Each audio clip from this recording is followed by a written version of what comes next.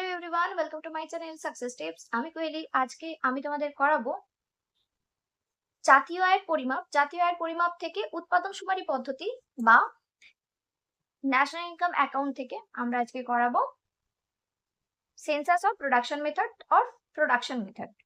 চলো আগে আমরা জেনে নিই হোয়াট ইজ প্রোডাকশন মেথড। যদি আমার কাছে তোমরা অনলাইন বা অফলাইন ক্লাস করতে চাও, অবশ্যই কন্ট্যাক্ট করতে পারো। কন্ট্যাক্ট ডিটেলস ডেসক্রিপশন বক্সে দিয়ে রেখেছি। তোমরা চাইলে আমার ফেসবুক পেজ এবং টেলিগ্রাম চ্যানেল আর হোয়াটসঅ্যাপ চ্যানেলে জয়েন থাকতে পারো।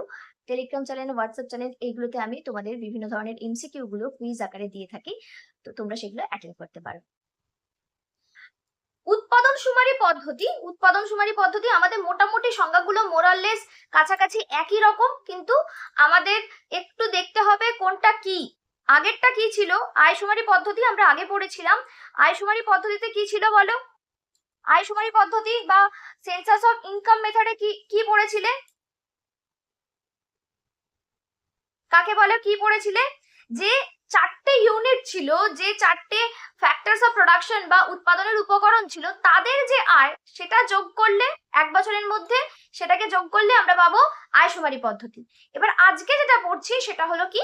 সেটা হচ্ছে উৎপাদন শুমারি পদ্ধতি।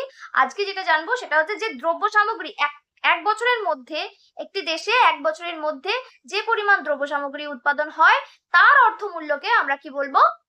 অর্থমূল্যের যোগফলকে আমরা বলবো উৎপাদন শুমারি পদ্ধতি বা সেন্সাস অফ প্রোডাকশন মেথড। ইংলিশে আমরা যেটা বলছিলাম যে all goods money value of all goods and services in a country in a year is called production method.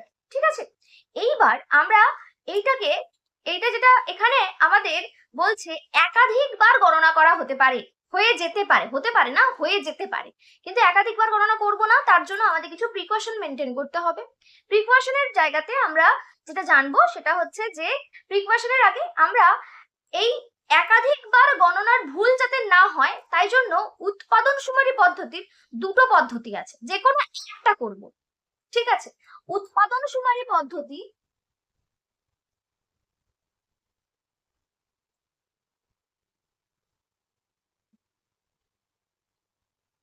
Production method, census of production method, এটার দুটো পার্ট আছে।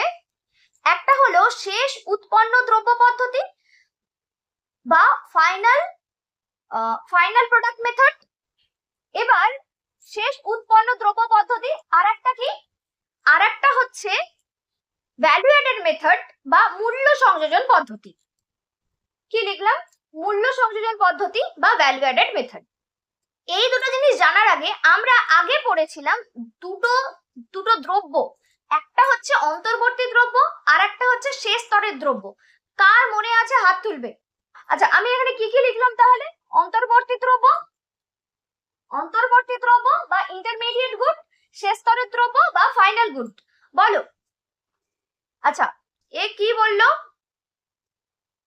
ও আচ্ছা, শুভজিৎ গোপে ছিল, লেফট হয়ে গেছে। হ্যাঁ, যেটা বলছিলাম যে ইন্টারমিডিয়েট গুড বা অন্তর্বর্তী দ্রব্য, যে এমন একটা গুড যেটা কিনা নেক্সট টাইম অন্য কোনো প্রোডাকশনের কাজে লাগছে, তাকে আমরা কি বলছি? Intermediate good. তাই তো, তাকে আমরা কি বলছি? Intermediate good. যেমন ধরো আমি এখানে এক্সাম্পল কি বলা যেতে পারে? বলো একটা এক্সাম্পল বলো ইন্টারমিডিয়েট গুডের।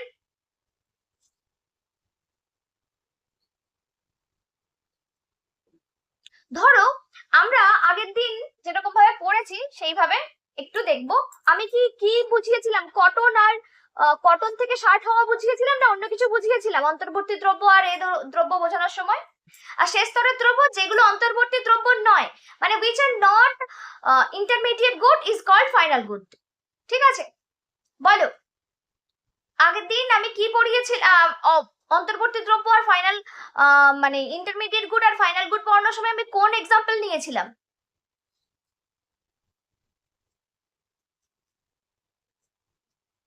আজকে গম আর ওই আটাই নিয়েছিলাম না।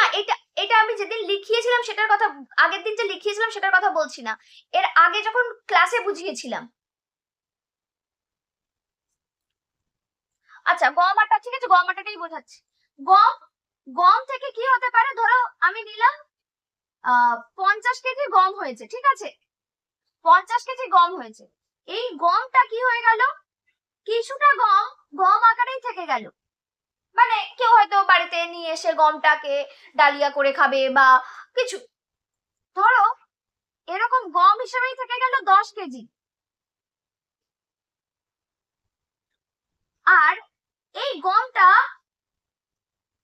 আটা হয়ে গেল, এখন তো আটারও পাউরুটি হচ্ছে তাই আটাই লিখছি, হ্যাঁ, আটার ইংলিশ তো আটাই লেখে না, এ টি টি এ লেখে না, আটা না কি লেখে, আটাই লেখে না।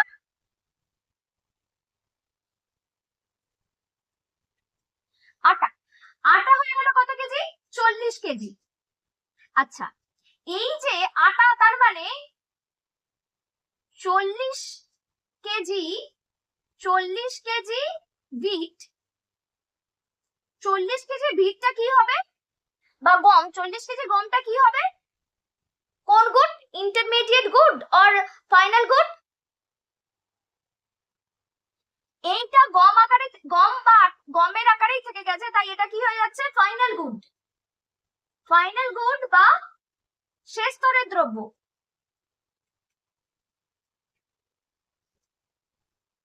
ঠিক আছে, আর এই গমটা কি হয়ে যাবে, এখানে যে আটাটা আছে, হ্যাঁ, আটাটা আছে, এই আটাটার কথা পরে আসবো, এই গমটা হয়ে যাবে ইন্টারমিডিয়েট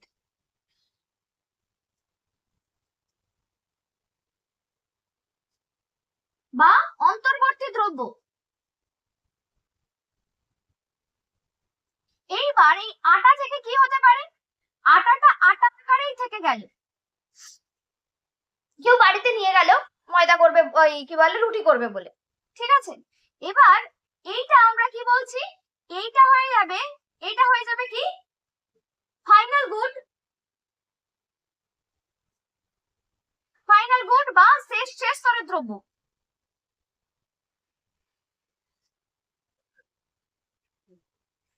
আর কিছুটা আটা ধর পাউরুটি তৈরি হয়ে গেল, এখন তো আটার পাউরুটি হচ্ছে,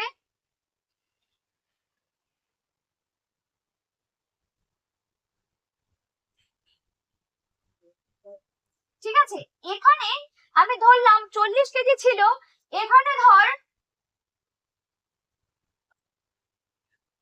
25 কেজি, আর বাকি থাকছে কত কেজি, 15 কেজি, 15 কেজি গম। এই 15 কেজি গমটা কি হচ্ছে, 15 কেজি গমটা হচ্ছে অন্তর্বর্তী দ্রব্য বা ইন্টারমিডিয়েট গুড। এবার কেউ আমাকে বলো পাউরুটি বা ব্রেডটা কি হবে, ইন্টারমিডিয়েট গুড না ফাইনাল গুড?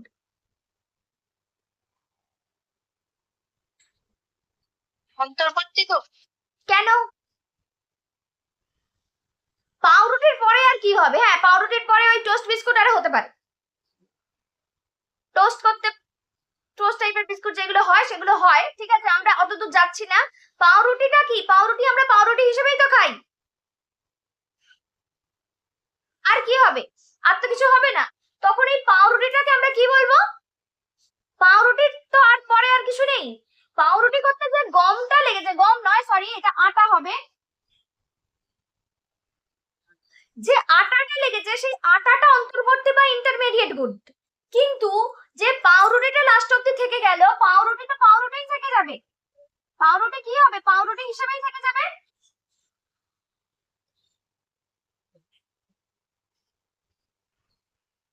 এটা কি হয়ে যাবে, ফাইনাল গুড বা শেষ স্তরের দ্রব্য, ফাইনাল গুড বা শেষ স্তরের দ্রব্য। এই জায়গাটা বুঝতে কারো অসুবিধা আছে, অন্তর্বর্তী দ্রব্য আর কি বলে শেষ স্তরের দ্রব্য বুঝতে কারো অসুবিধা আছে? এবার আমরা দেখব যে, এইবার আমরা কালকে আগের দিন যেটা বলে দিয়েছিলাম, উৎপাদিত দ্রব্য পদ্ধতি কাকে বলে। শেষ বলছে লিখেছিল এটা, উৎপাদনের মধ্য পর্যায়ে দ্রব্য অন্তর্বর্তী দ্রব্যের মূল্য না ধরে শুধুমাত্র শেষ উৎপাদিত দ্রব্যের মূল্য ধরে যদি জাতীয় আয় হিসাব করা হয় তখন তাকে শেষ উৎপাদিত দ্রব্য পদ্ধতি বলে। কি বলছে যে শুধুমাত্র শেষে যে উৎপাদনটা হলো সেই দ্রব্যটা যদি আমি এটা দেখি, দামটা দেখি, তাহলে সেটা হবে শেষ উৎপন্ন দ্রব্য পদ্ধতি। চলো এই জিনিসটাকেই আমরা আরেকটু অন্যরকম ভাবে আলোচনা করব। ধরো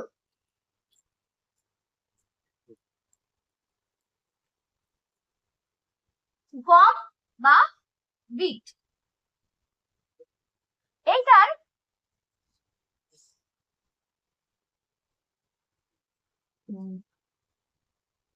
দাম বা প্রাইস আর মূল্য সংযোজন বা ভ্যালু অ্যাডেড। প্রথমে গম বা বিটের দাম কত?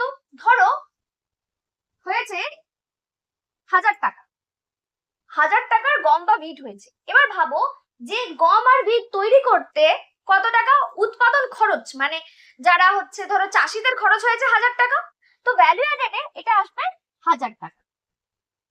ঠিক আছে, বোঝা গেল? এইবার গম থেকে কি বলেছিলাম, আটা। ধরো পুরো গমটাই, এই 1000 টাকার পুরো গমটাই কি হচ্ছে আটা তৈরিতে কাজে লাগছে, তাহলে সেটা কি হবে? ধরো এবার যে আটা তৈরি করছে সে কত টাকায় বিক্রি করবে? 1000 টাকায় বিক্রি করবে না 1000 টাকার বেশিতে বিক্রি করবে? এসা আটা ধরো অন্য কেউ তৈরি করছে, যে গম তৈরি করেছে সে আটা তৈরি করছে না, সে প্রথমে কি করবে? গমটা কিনবে, কিনে তারপরে মেশিনে ভেঙে কি করবে? আটা তৈরি করবে। তাহলে আটার দামটা কি হবে? সে 1000 টাকার কি কিনেছে? গম কিনেছে, কিনে আটা তৈরি করেছে, তাহলে আটার দামটা কি হবে? 1000 টাকার বেশি হবে না কম হবে? বেশি হবে। তোর নাম হচ্ছে এশা? আমি এশাকে জিজ্ঞেস করেছি। সরি ম্যাম ওই আগে কোশ্চেনের জবাব দিতে পারিনি, নেটওয়ার্ক কানেকশন হচ্ছিল তাই এই জন্য করলাম। এশা, এশা মাইকটা অন করে 2 সেকেন্ড ওয়েট করে বলে তারপরে আবার 2 সেকেন্ড ওয়েট করে তুই মাইকটা অফ করবি, শোনা যাচ্ছে না। বল এবার। বেশি হবে। বেশি হবে, আমি ধরলাম এখানে 1500 টাকা। তাহলে মূল্য সংযোজন কত হয়েছে? এখানে ভ্যালু অ্যাডেড কত হয়েছে? যে আটা তৈরি করেছে সে কত টাকা এক্সট্রা দিল, মানে এক্সট্রা দিল বলতে তার এক্সট্রা খরচা হয়েছে বা কিছু হয়েছে, কত টাকা? 500 টাকা। ওকে, এইবার আটার পরে কি হয়ে যাচ্ছে? পাউরুটি।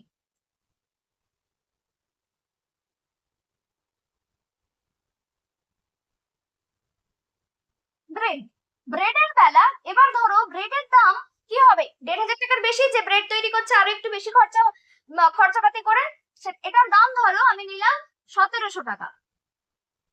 ঠিক আছে, 1700 টাকা। তার মানে এখানে ভ্যালু অ্যাডেড কত হলো? 200 টাকা, তাই তো? বোঝা গেছে? 200 টাকা। এইবার শেষ উৎপন্ন দ্রব্য পদ্ধতি যদি নেই, এইটা হচ্ছে শেষ উৎপন্ন দ্রব্য পদ্ধতি, final good method. Final product method লিখেছে, ঠিক আছে, ফাইনাল গুড মেথড লিখা, ঠিক আছে। এই বলছে যে লাস্ট, এটা কিন্তু দাম, পাউরুটির দামটাই শুধু ধরে নিচ্ছি, এরকম ভাবে আমরা এগোতে পারি। আর দ্বিতীয়ত কিভাবে করতে পারি? আমরা মূল্য সংযোজন গুলোকে যোগ করতে পারি। মূল্য সংযোজন পদ্ধতি কাকে বলে আমরা পড়েছিলাম?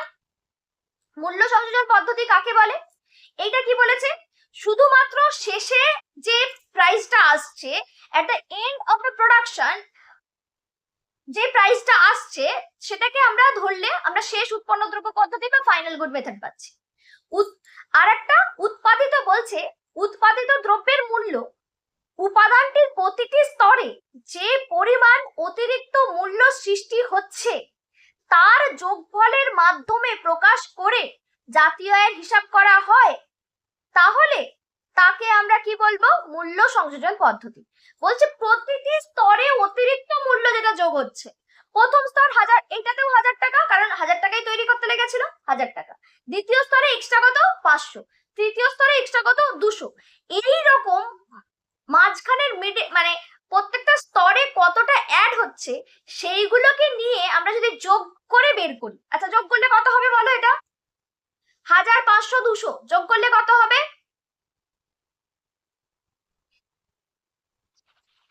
1700। 1700। দেখো সেম এসেছে, এখানেও 1700, ওখানেও 1700, তাই তো? হ্যাঁ হ্যাঁ, তাহলে এইটা হয়ে গেল আমাদের মূল্য সংযোজন পদ্ধতি।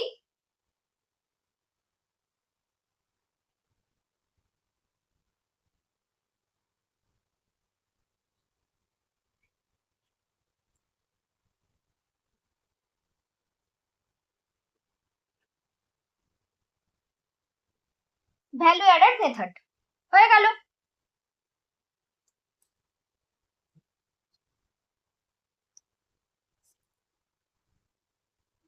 এবার তোদের বইতে অন্য এক্সাম্পল 1 টাকা 50 পয়সা, 1 টাকা 2 টাকা ধরে করেছে, তোরা এই টাকাটা দিয়েও করতে পারিস, অসুবিধা নেই। আর তোদের এত বড় কোশ্চেন আসবে না, হয়তো ডেফিনেশনটা দিয়ে বলে দিল এটাকে কি বলে, ঠিক আছে? আচ্ছা, আমি আজকে মূল্য সংযোজন পদ্ধতিটা করালাম, কোনো বুঝতে কোনো জায়গাতে অসুবিধা আছে? এই পদ্ধতির প্রথম ভুল কি হতে পারে, কি মনে হয়? আমরা যদি এরকম ভাবে যোগ করতাম যে গম হয়েছে 1000 টাকার, আটা হয়েছে 1500 টাকার, পাউরুটি হয়েছে 1700 টাকা, টোটাল যদি করে ফেলতাম তাহলে কি হতো? তাহলে কত হতো? 1000, 2000, 3000, 4000, 4200 হয়ে যেত। কিন্তু আসলে তো 4200 নয়, কারণ এইটাই গমটাই আটা হয়েছে, আটাটাই পাউরুটি হয়েছে, একটা জিনিসই রোটেট হয়েছে, তাই এটাকে আমরা কি বলতে পারবো না, এরকম ভাবে যোগ করতে পারবো না। তার মানে প্রথম ভুল এখানে কি হতে পারে? একাধিকবার গণনার ভুল হতে পারে, মাল্টিপল কাউন্টিং এর ভুল হতে পারে। ঠিক আছে, বোঝা গেছে? হ্যাঁ কি না তো বল, বুঝলে থামস আপ দে। হ্যাঁ হ্যাঁ ঠিক আছে, আচ্ছা নেক্সট দিন আমি তোমাদেরকে এই উৎপাদন সুপারি পদ্ধতি বা ভ্যালু অ্যাডেড মেথড বল, মূল্য সংযোজন পদ্ধতি বল, এটার এইগুলো পড়াবো, কি বলে, প্রিকশন গুলো পড়াবো। ঠিক আছে, কে কে আছিস? আমি এখন করালাম ভ্যালু অ্যাডেড মেথড আর শেষ উৎপন্ন দ্রব্য পদ্ধতি। আশা করছি বুঝতে পেরেছো। বুঝতে অসুবিধা হলে অবশ্যই আমাকে বলবে। আর যদি আমার পড়ানো ভালো লাগে, আমার কাছে যদি অনলাইন বা অফলাইন ক্লাস করতে চাও, অবশ্যই কন্ট্যাক্ট করতে পারো। কন্ট্যাক্ট ডিটেলস ডেসক্রিপশন বক্সে দিয়ে রেখেছি। এছাড়াও তোমরা আমার ফেসবুক পেজ এবং হোয়াটসঅ্যাপ চ্যানেল এবং টেলিগ্রাম চ্যানেলে জয়েন থাকতে পারো। বিশেষ করে টেলিগ্রাম চ্যানেলে আমি ক্লাস 12 এর বিভিন্ন টাইপের কুইজ, এমসিকিউ এইগুলো দিয়ে থাকি। আমি ইউটিউব পোস্টেও দিয়ে থাকি, কমিউনিটি পোস্টে, সেইগুলো তোমরা দেখতে পারো।